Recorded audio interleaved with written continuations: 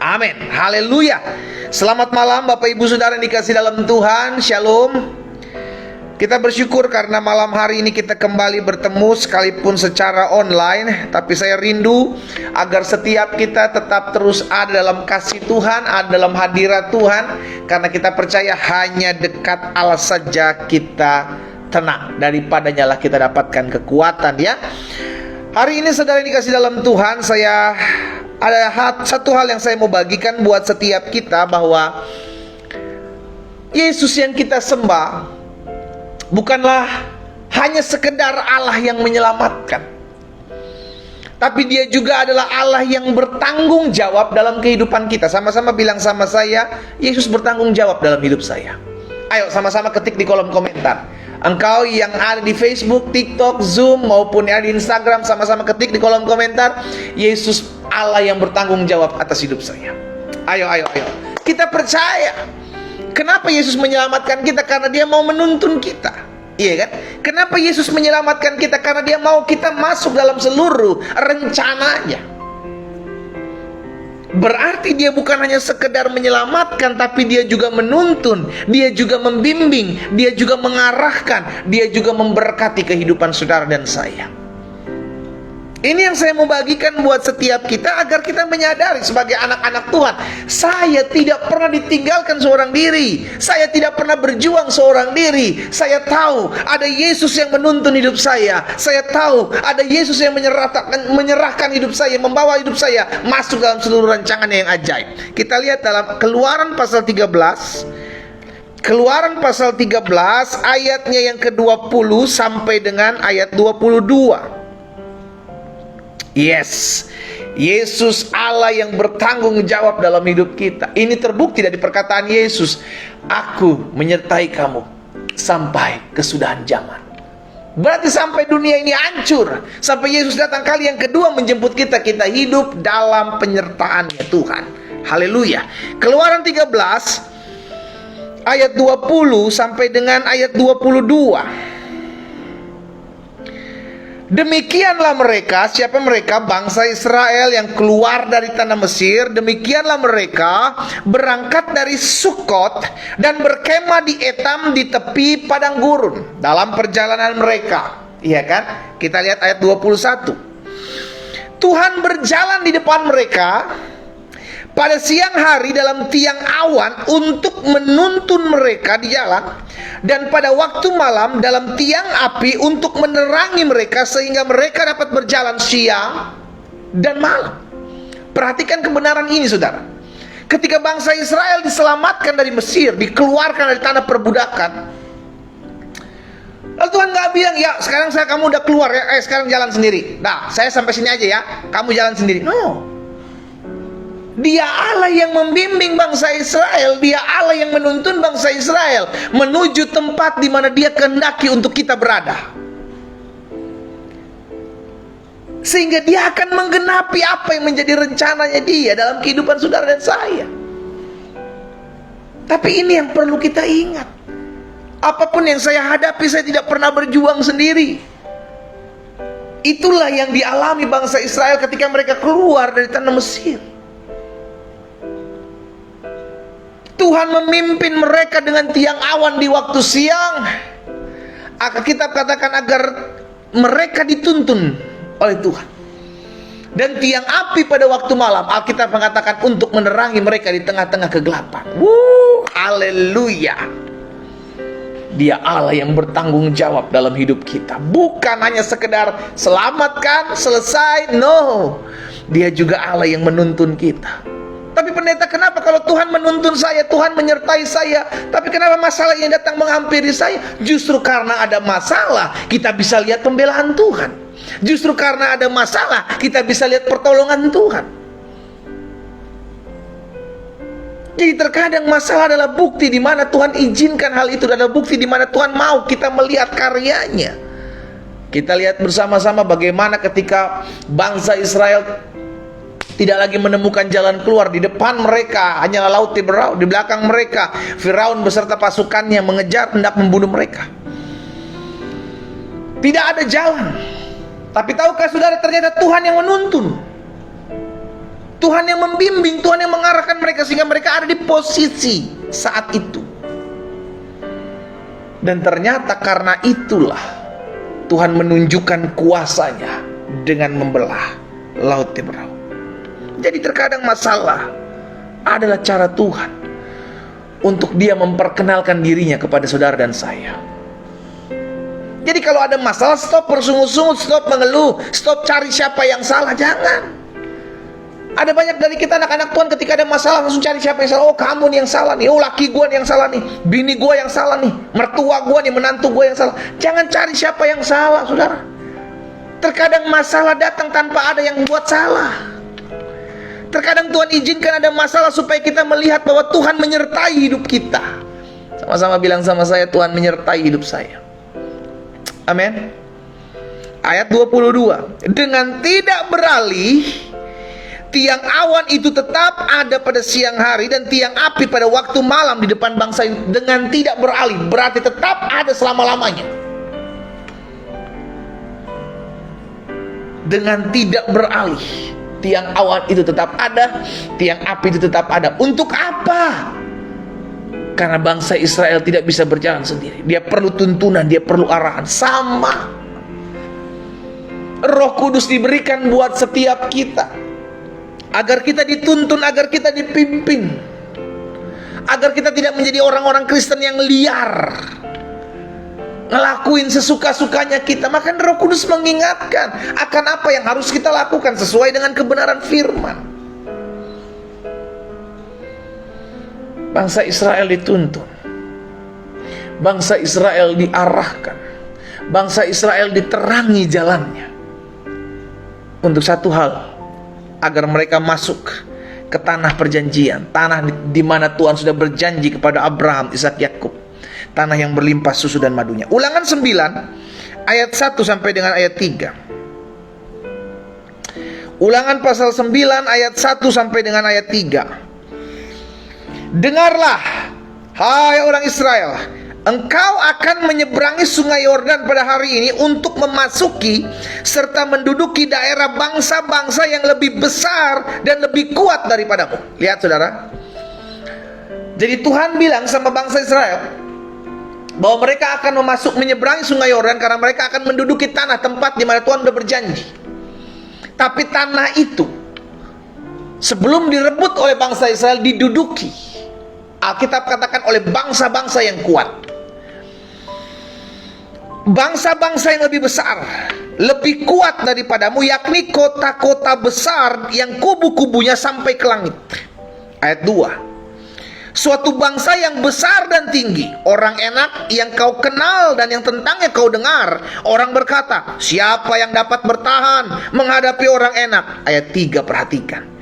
Maka ketahuilah pada hari ini bahwa Tuhan Allahmu, dialah yang berjalan di depanmu, laksana api yang menghanguskan. Dia akan memunahkan mereka dan dia akan menundukkan mereka di hadapanmu. Demikianlah engkau akan menghalau dan membinasakan mereka dengan segera, seperti yang dijanjikan kepadamu oleh Tuhan. Saudara, ini membuktikan ketika Tuhan menyertai bangsa Israel, tidak peduli ada bangsa apapun, sebesar apapun orang-orang yang ada di sana, kalau Tuhan yang menyertai bangsa Israel, maka mereka menang. Hal yang sama saya mau ingatkan buat setiap kita. Apapun yang apa yang hari-hari ini sedang kita gumuli, apa yang kita bilang hari-hari ini, Pak Pendeta, masalah saya terlalu besar, Pak, pergumulan rumah tangga saya udah di ujung ambang kehancuran. Hari ini saya mau ingatkan, engkau tidak berjuang sendiri, Pak, Bu, engkau tidak berjuang sendiri, orang-orang muda. Engkau datang kepada Allah yang menyertai langkahmu. Engkau cukup berseru, Tuhan, aku tahu masalahku di hadapanku berat, masalahku di hadapanku besar, tapi aku tahu yang menyertaiku lebih besar daripada masalah dan pergumulanku. Sama-sama bilang sama saya, Tuhan, saya lebih besar dari masalah saya. Amin. Kita punya Tuhan lebih besar dari masalah kita. Apa yang menjadi pergumulan kita? Apa yang menjadi masalah kita hari-hari ini? Apa yang membuat engkau tidak nyaman untuk tidur tengah malam kau bangun? Apa yang membuat engkau bergumul? Saya mau ingatkan malam hari ini berita sukacita. Kita punya Allah yang menyertai langkah kita, yang membuat kita menang menghadapi apapun. Asalkan kita sadar kita mau dituntun, asalkan kita sadar kita mau dipimpin, kita mau diarahkan. Bangsa Israel selama dituntun oleh tiang awan dan tiang api, maka bangsa apapun yang ada di depan mereka luluh lantah. Kenapa? Bukan karena bangsa Israel jago berperang, no, tapi karena yang menyertai bangsa ini adalah tangan Tuhan yang kuat. Saya pelajari saudara yang dikasih dalam Tuhan, kenapa Tuhan perlu menuntun langkah kita, kenapa Tuhan perlu menerangi langkah kita.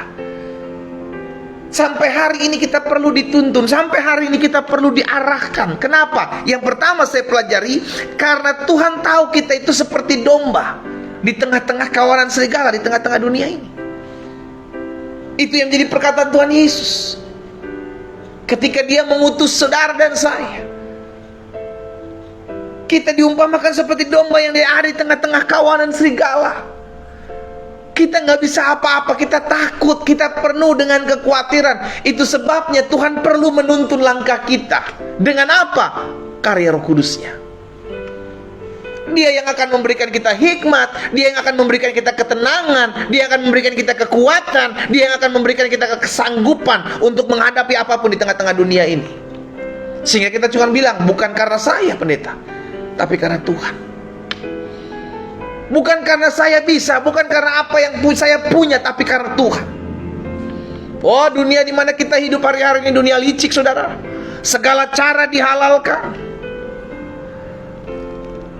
Tapi ingat, kita masih punya Tuhan yang melihat dan menyatakan keadilannya.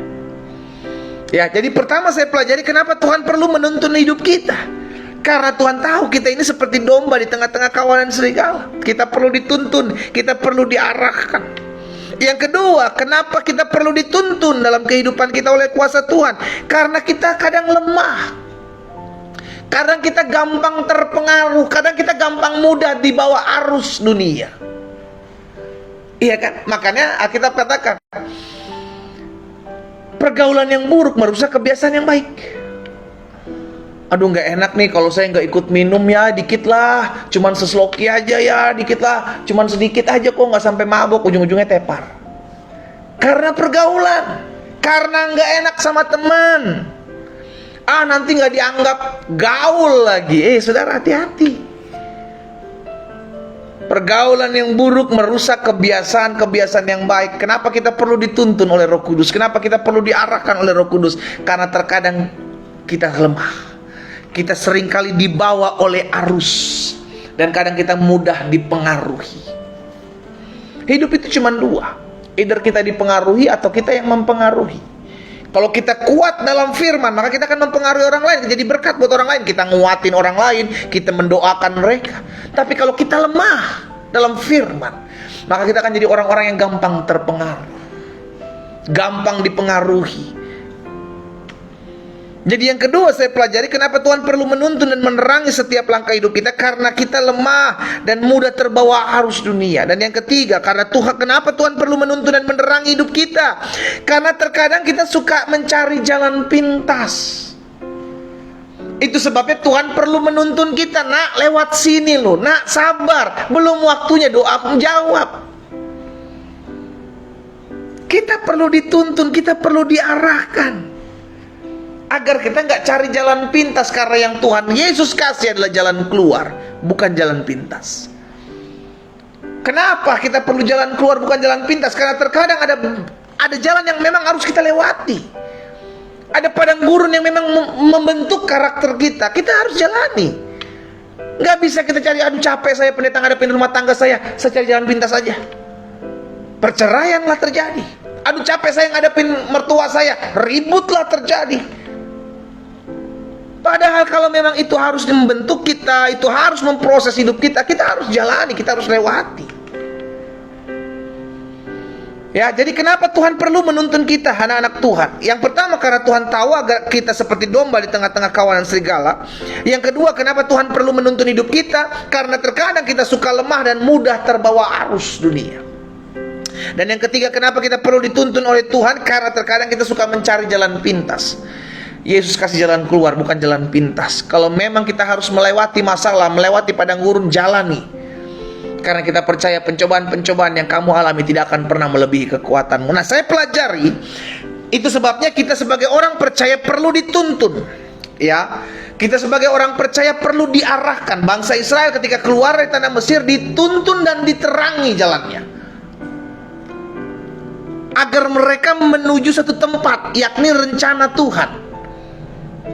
Sehingga akhir dalam kita mengikuti perjalanan ini, mengikuti jalan Tuhan, maka kita akan dituntun, diarahkan, masuk dalam seluruh rancangan yang ajaib.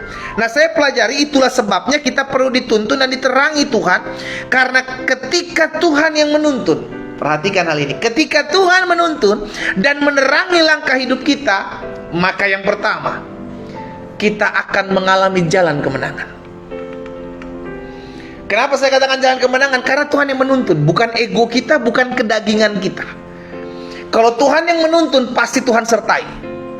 Iya, karena Dia di depan. Dia mengarahkan kita, Dia membimbing kita, Dia menuntun kita masuk ke dalam seluruh rencananya Tuhan. Sekalipun di depan kita ada badai, tapi kalau Tuhan yang tuntun, ini jaminannya, kita akan mengalami kemenangan. Mazmur 20 ayat 7 bilang begini. Mazmur 20 ayat 7, sekarang aku tahu bahwa Tuhan memberi kemenangan kepada orang yang diurapinya dan menjawabnya dari surga yang kudus dengan kemenangan yang gilang gemilang oleh tangan kanannya. Jadi Tuhan menyediakan kemenangan. Kapan kita mengalami kemenangan daripada Tuhan? Ketika kita mau diatur. Sama-sama bilang sama saya, ketika saya mau diatur dan dituntun. Firman Tuhan adalah bahan untuk menuntun kita. Firman Tuhan adalah ketetapan, perintah untuk mengarahkan hidup kita. Makanya jangan keluar dari firman. Ya, jadi yang pertama kita perlu dituntun, kita perlu diarahkan oleh Tuhan agar yang pertama kita mengalami kemenangan. Engkau mau menang menghadapi daging, menghadapi dosa, engkau mau menang ikut tuntunan. Roh Kudus akan menuntun. Sekarang jadi pertanyaan, kita mau nggak dituntun? Kita udah diingatkan, jangan berzina. Kita masih kepala batu, kita masih keras kepala, kita ikutin, hancur hidup kita. Kita udah mengingatkan peraturan-peraturan, jangan menyimpan dendam, jangan menyimpan benci, kita tetap ego. Hancur hidup kita. Jadi seluruh firman itu menuntun kita, mengarahkan kita. Dan firman itu adalah kebenaran. Dan kebenaran itulah yang akan memerdekakan kehidupan kita. Pastikan setiap kita menyadari bahwa kita perlu dituntun Tuhan. Ya, jika Tuhan yang menuntun dan menerangi langkah kita, maka yang pertama kita akan mengalami kemenangan. Yang kedua, jika kita dituntun dan diterangi oleh Tuhan, maka kita bisa mengalami kemenangan. Dan kita akan melihat sekalipun ada tantangan, sekalipun ada rintangan, kita akan tetap kuat. Sama-sama bilang sama saya akan tetap kuat. Karena bukan kekuatan kita. Roh Kudus memberikan kita kekuatan. Roh Kudus memberikan kita damai sejahtera. Roh Kudus memberikan kita sukacita sekalipun kita punya masalah. Ada orang-orang bilang, lu punya masalah gak sih? Kok hidup lu kayaknya enak aja? Ih, gue punya masalah. Gue punya masalah ekonomi, gue punya masalah rumah tangga, gue punya masalah kesehatan, tapi gue bersukacita. Ini bedanya. Sehingga terlihat saudara dikasih dalam Tuhan, hidup kita tidak lagi fokus kepada masalah. Betul kita punya masalah, tapi jangan sampai kita fokus kepada masalah. Fokuslah akan tuntunan Tuhan. Melalui apa Tuhan menuntun kita? Melalui firman-Nya, yang selalu diingatkan oleh Roh Kudus dalam hidup kita. Makanya kalau saudara tertanam dalam firman gitu ya, saudara mengalami masalah, itu yang keluar tuh firman. Oh iya saya mesti tenang. Kenapa saya mesti tenang? Karena firman Tuhan katakan, dalam tinggal tenang dan percaya terletak kekuatan. Ketika kita mulai khawatir, oh iya saya nggak boleh khawatir, karena firman Tuhan katakan, serahkanlah segala kekhawatiranmu kepada Tuhan, sebab Tuhan yang memelihara kamu. Yang ingat tuh firman Tuhan. Roh Kuduslah yang mengingatkan kita. Karena apa? Karena kita mau dituntun, karena kita mau diarahkan. Ya, jadi yang kedua saya pelajari, jika Tuhan yang menuntun dan menerangi langkah kita dalam keseharian kita, maka sekalipun ada tantangan, sekalipun ada badai, sekalipun ada rintangan, kita akan tetap kuat. Orang yang menanti-nantikan Tuhan, ia akan dapatkan kekuatan yang baru, firman Tuhan katakan. Kenapa dia dapatkan kekuatan yang baru? Karena dia rindu menantikan tuntunan. Dia rindu untuk menantikan arahan Tuhan. Saya mesti bawa apa? Saya mesti kemana? Saya perlu tuntunan Tuhan. Dan orang-orang seperti ini akan sering membaca firman, karena mau dituntun, karena mau diatur, karena mau diarahkan. Amin, saudara. Jangan jadi orang-orang yang keras kepala. Jangan jadi orang-orang yang kepala batu. Ikuti tuntunan Tuhan. Tuhan menuntun dengan rohnya. Tuhan menuntun dengan firman-Nya. Sekarang jadi pertanyaan kita, mau nggak ikutin? Kita mau nggak ikutin? Kalau engkau mengikuti tuntunan Tuhan, engkau akan tetap kuat menghadapi apapun. Lihat dalam Yesaya 43 ayat yang kedua.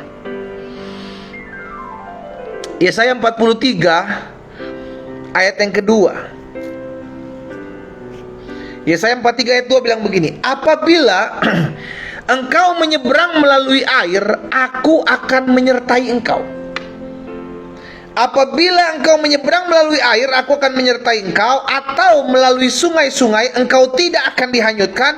Apabila engkau berjalan melalui api, engkau tidak akan dihanguskan, dan nyala api tidak akan membakar engkau. Lihat, baik air maupun sungai maupun api, kita terabas. Ini bicara apapun halangan yang ada di depan kita, kalau saya bersama dengan Tuhan, saya akan lewati masalah itu sebagai orang-orang yang keluar sebagai seorang pemenang.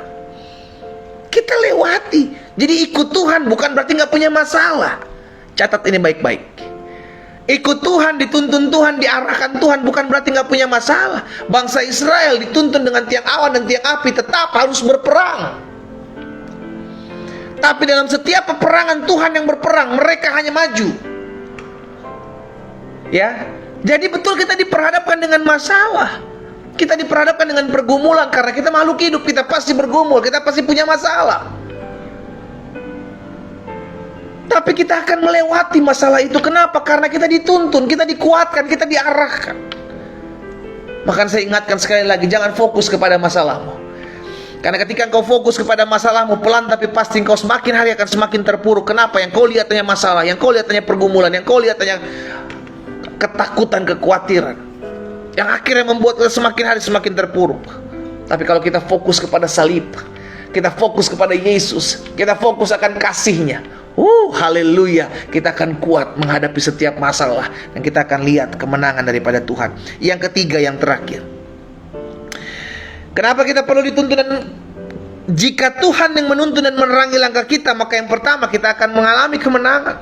Yang kedua, jika Tuhan yang menuntun dan menerangi langkah kita, maka sekalipun ada tantangan, sekalipun ada rintangan, sekalipun ada masalah, kita akan tetap kuat.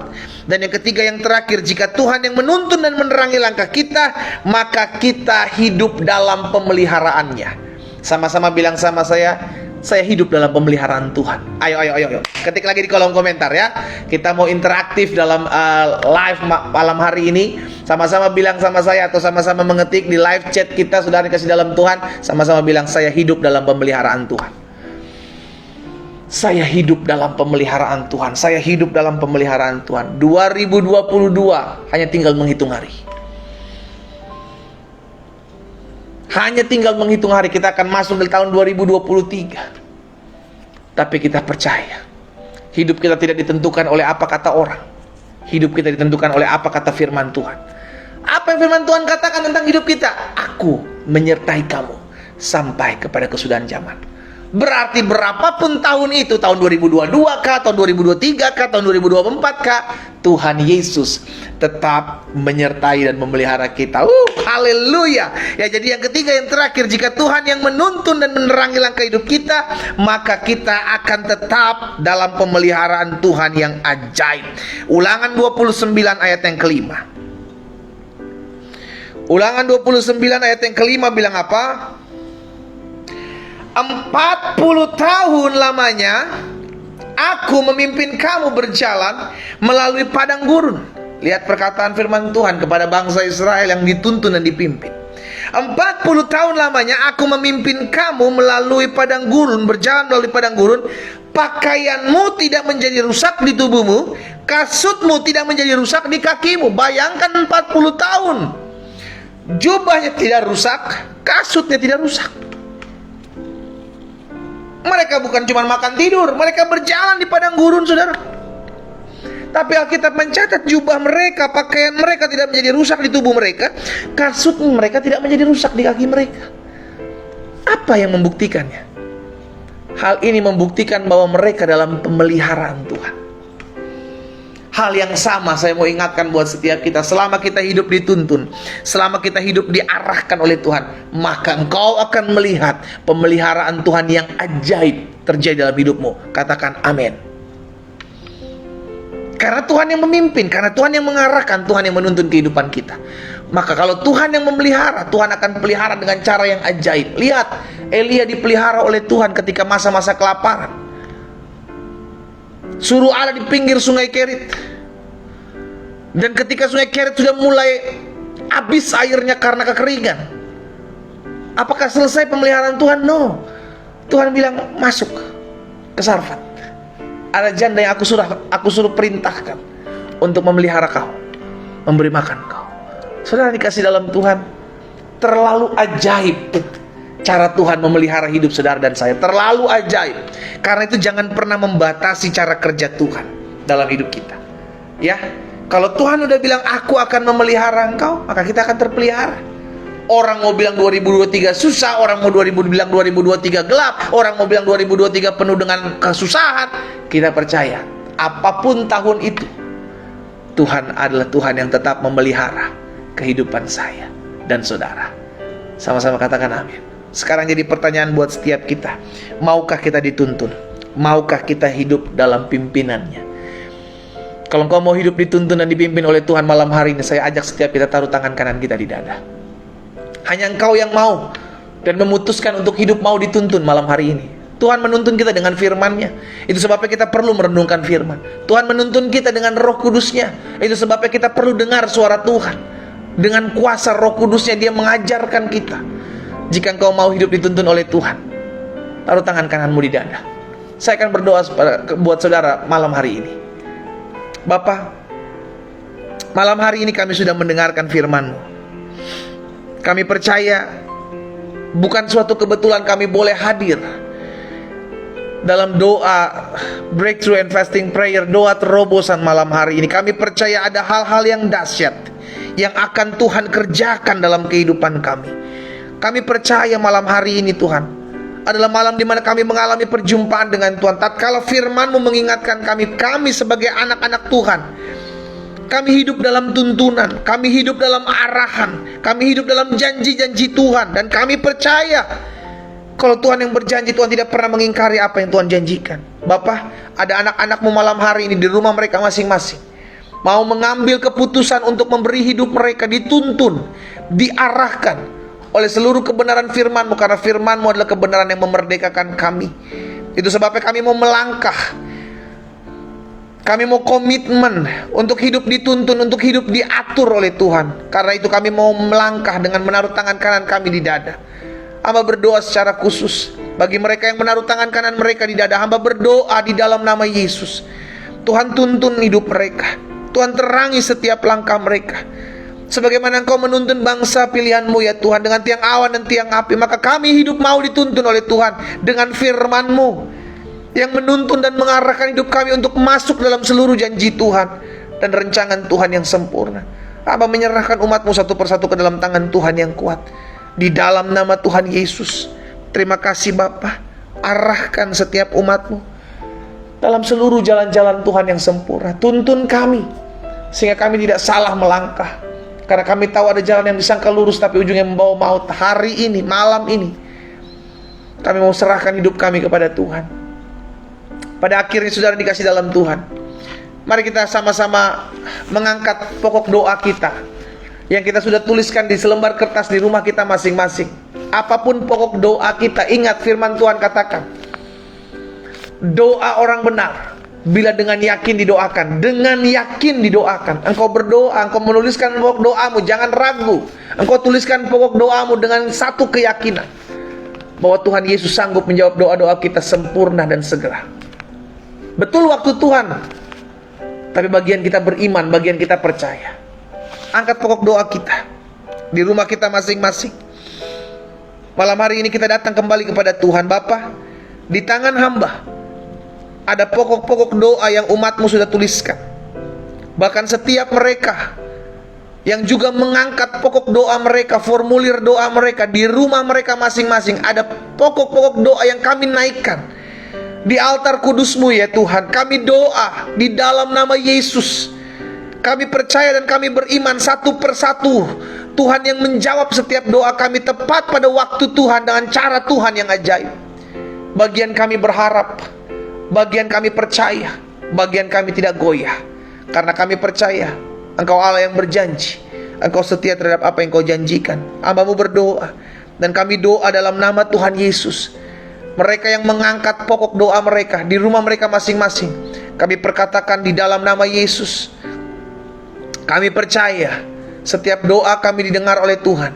Dan setiap pokok-pokok doa kami yang kami naikkan di altar kudus Tuhan malam hari ini, kami percaya kami sudah menerimanya terjadi dalam hidup kami di dalam nama Tuhan Yesus Kristus. Turunkan pokok doa kita. Bapa, malam hari ini hamba menyerahkan satu persatu umat-Mu. Hamba ucapkan berkat di dalam nama Yesus, sehingga semakin hari kami semakin bertumbuh dalam pengenalan akan Tuhan. Kami semakin hari semakin mengasihi Tuhan, semakin mencintai Tuhan. Hamba menyerahkan setiap mereka ya Tuhan, dalam setiap pergumulan mereka, biar Tuhan tuntun. Biarlah firman-Mu yang pernah mereka dengar, bahkan yang sampai hari ini mereka dengar, itu yang terus mengingatkan kami, yang terus menuntun kami dalam seluruh jalan-jalan Allah yang sempurna. Hamba ucapkan berkat setiap umat Tuhan yang bergabung malam hari ini, baik melalui TikTok Live, Zoom, melalui Instagram Live, melalui Facebook Live. Setiap kami mengalami berkat Tuhan, karena kami tahu orang yang datang kepada Tuhan akan mengalami perjumpaan dengan Tuhan. Dan orang yang berjumpa dengan Tuhan Yesus tidak akan pernah dikecewakan. Di dalam nama Tuhan Yesus, kami terima dengan iman. Terima kasih Bapa. Kami bersyukur ada anak-anak Tuhan yang memerlukan jalan-jalan Tuhan dengan ajaib. Kami percaya Tuhan, Engkaulah Allah yang memelihara kami dengan cara-cara yang ajaib. Izinkan kami melihat kuasa-Mu dinyatakan atas hidup kami. Kalau sebentar kami akan kembali beristirahat di rumah kami masing-masing, hamba berdoa biarlah Tuhan terus yang memberkati, menyertai setiap langkah kami. Bahkan kami beristirahat dengan tenang, kami bangun besok pagi dengan tubuh yang sehat diberkati Tuhan. Ini doa kami ya Tuhan. Kami percaya apa yang kami doakan sudah kami terima. Tergenapi firman-Mu dalam hidup kami. Apapun juga yang kamu doakan dan kamu minta, percayalah bahwa kamu telah menerimanya, maka hal itu akan diberikan kepadamu. Kami terima dengan iman di dalam nama Tuhan Yesus Kristus kami berdoa. Sama-sama kita katakan amin. Haleluya. Sudah dikasih dalam Tuhan, kita mau jadi orang-orang percaya yang hidup dituntun, hidup dipimpin oleh Tuhan. Kalau orang hidup dituntun dipimpin oleh Tuhan akan lihat kemenangan. Orang hidup dituntun dipimpin oleh Tuhan akan hidup dalam pemeliharaan yang ajaib. Serahkan hidupmu dan percaya Dia akan bertindak. Saudara dikasih dalam Tuhan, kita kembali ketemu Senin. Hari Senin kita mulai kembali doa pagi jam 4.30 waktu Indonesia bagian Barat, 5.30 waktu Indonesia bagian Tengah, dan 6.30 waktu Indonesia bagian Timur ya. Selamat malam, selamat beristirahat. Doa saya menyertai saudara. Shalom.